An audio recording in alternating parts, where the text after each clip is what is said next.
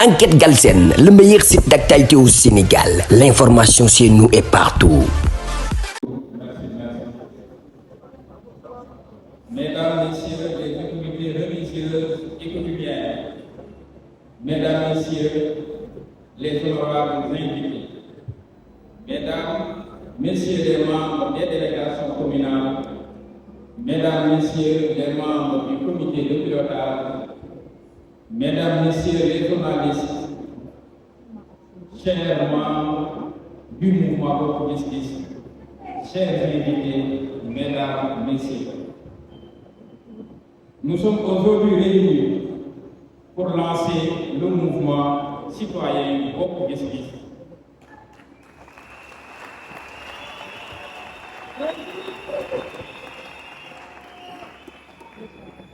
Conformément à la feuille de route élaborée par le comité de pilotage. En effet, à l'épreuve des cycles de crise économique et de crise sanitaire, le constat est alarmant. Le surgissement des épidémies et autres catastrophes naturelles ou financières imprévisibles, Covid-19, Ebola, inondations, guerres, etc., met le monde au ralenti avec leur lot de morts et de dysfonctionnements. Aussi, il devient évident que nos paradigmes souffrent d'un défaut de priorisation du facteur humain qui se révèle être une donnée majeure, pour ne pas dire structurante. Mesdames, Messieurs, honorables invités, la famille sénégalaise est menacée dans son identité, dans son statut, dans son avenir, dans ses rêves, dans sa vie. La jeunesse de notre pays vit une situation économique inquiétante. La femme sénégalaise, mère, épouse, éducatrice, mérite que lui soit reconnue la place qui est la sienne comme composante essentielle de la société.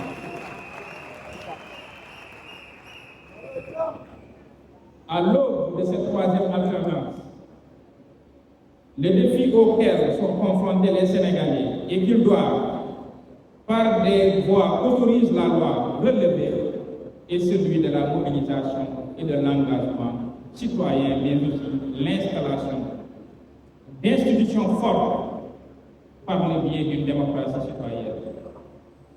De l'issue de cette bataille de la liberté, que les démocrates sénégalais mènent depuis longtemps avec détermination et courage, dépend de la voie du progrès, celle de la défense et de la consolidation de notre démocratie nationale. Aujourd'hui, personne au Sénégal, je dis personne, n'a le droit de se taire ou de ne pas s'engager.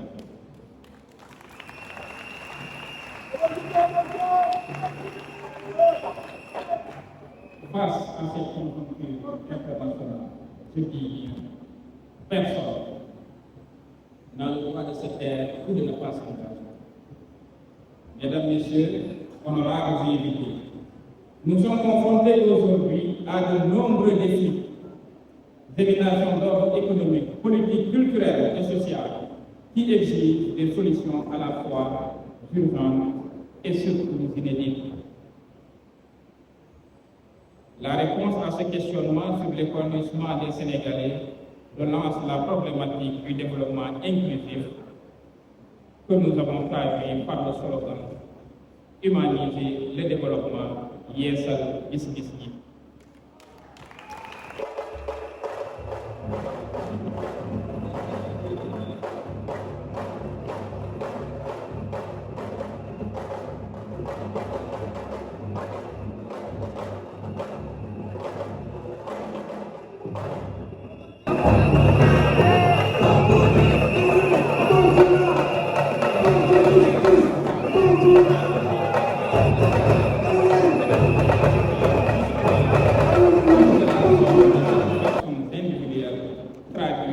nécessairement une émergence collective ce qui mettra fin à la fameuse polémique sur la croissance, à savoir la croissance ne se mange pas pour laisser la place à ce qu'on pourrait appeler des Kaliyaga.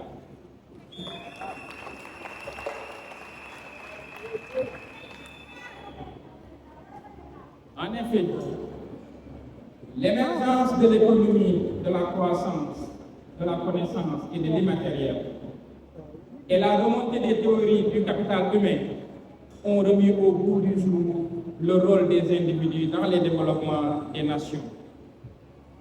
Selon Gary Becker, l'investissement dans les hommes est une condition essentielle pour le progrès économique. Les pays, si vous voulez, doivent en effet s'attacher à leurs individus car ils constituent leurs ressources la plus inépuisable. Ainsi, toute politique publique doit nécessairement favoriser la santé, la formation, la promotion économique et sociale ainsi que la mobilité des ressources humaines, en un mot, l'épanouissement de l'individu.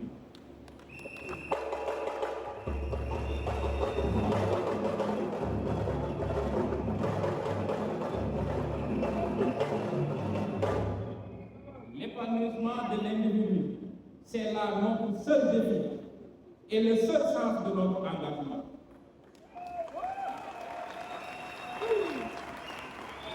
Mesdames, Messieurs, honorables invités, il s'agit là des véritables raisons qui nous ont motivés à faire un don de soi pour l'émergence et le développement économique et social du Sénégal, cette nation qui a beaucoup investi pour que nous soyons aujourd'hui au cadre de l'administration et des citoyens modernes.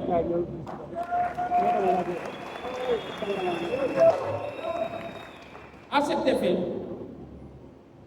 nous avons choisi l'engagement et la responsabilité, entre autres objectifs, pour participer à l'instauration d'un processus sincère d'apaisement, de réconciliation nationale, de consolidation des renforcements et de la cohésion sociale et de la concorde nationale. Également proposé un pacte nouveau qui réconcilie la République avec ses fils, principalement ses femmes et ses filles. Également créer de nouveaux moteurs de promotion d'une véritable souveraineté économique qui place au cœur du processus national la création de richesses, les principales forces vives du pays.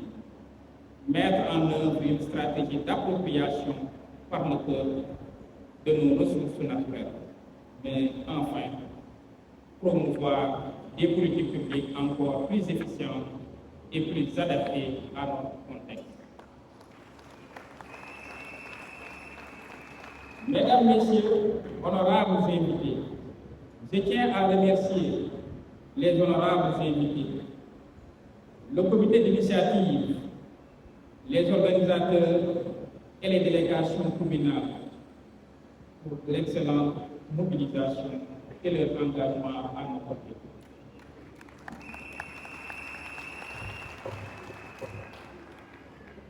Donc, pour leur excellente mobilisation et leur engagement à notre côté dans cette noble mission de contribuer à l'émergence et à la promotion socio-économique des Sénégalais et des Sénégalais. Je réaffirme ici, devant cette auguste assemblée, notre engagement, mon engagement et ma volonté de toujours contribuer à servir avec toutes les forces vives de la nation ce pays auquel nous devons tous considération et respect. Je vous remercie pour votre attention.